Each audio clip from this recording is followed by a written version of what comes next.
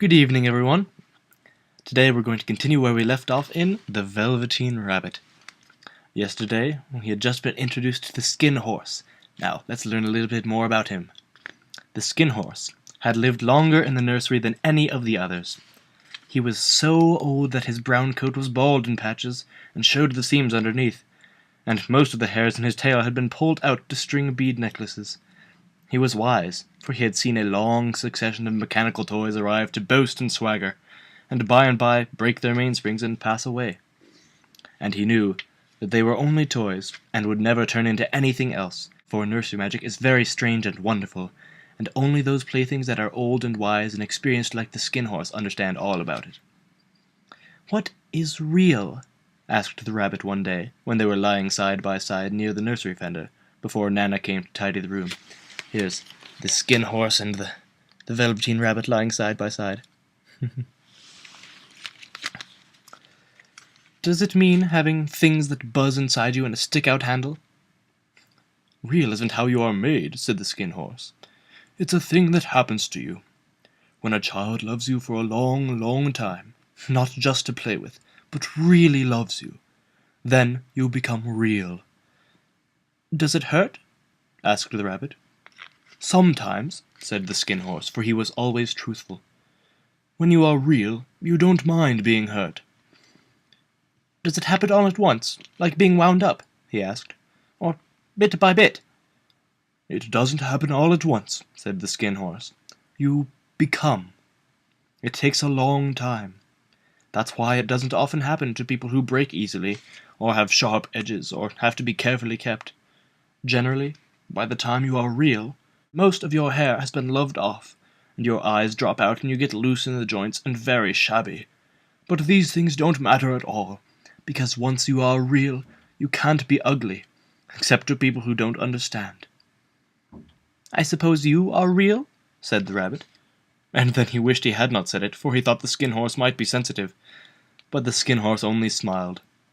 "The boy's uncle made me real," he said. "That was a great many years ago. But once you are real, you can't become unreal again. It lasts for always." The rabbit sighed. He thought it would be a long time before this magic called real happened to him. He'd longed to become real, to know what it felt like, and yet the idea of growing shabby and losing his eyes and whiskers was rather sad.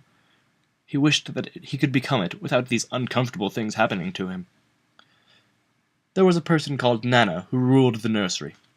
Sometimes she took no notice of the playthings lying about, and sometimes, for no reason whatever, she went swooping about like a great wind and hustled them away in cupboards.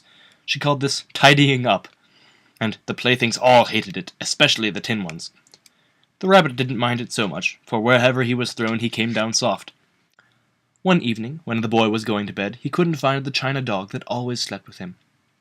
Nana was in a hurry, and it was too much trouble to hunt for china dogs at bedtime, so she simply looked about her, and seeing that the toy cupboard door stood open, she made a swoop. "Here," she said, "take your old bunny." Here she is, giving the old bunny to the boy. "Take your old bunny. He'll do to sleep with you." And she dragged the rabbit out by one ear and put him into the boy's arms.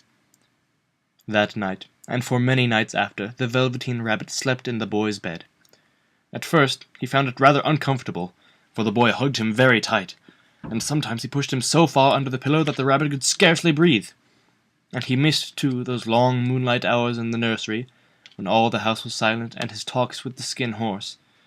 But very soon he grew to like it, for the boy used to talk to him, and made nice tunnels for him under the bedclothes that he said were like the burrows that real rabbits lived in. And they had splendid games together, in whispers, when Nana had gone away to her supper and left the nightlight burning on the mantelpiece. And when the boy dropped off to sleep, the rabbit would snuggle down close under his little warm chin and dream, with the boy's hands clasped close around him all night long. That's all we have for today. I think tomorrow we'll go on and find out more about becoming real. That looks fun. There's your sneak peek for today. Thank you for watching. I hope you enjoy me reading a little bedtime story to you. That's all, folks.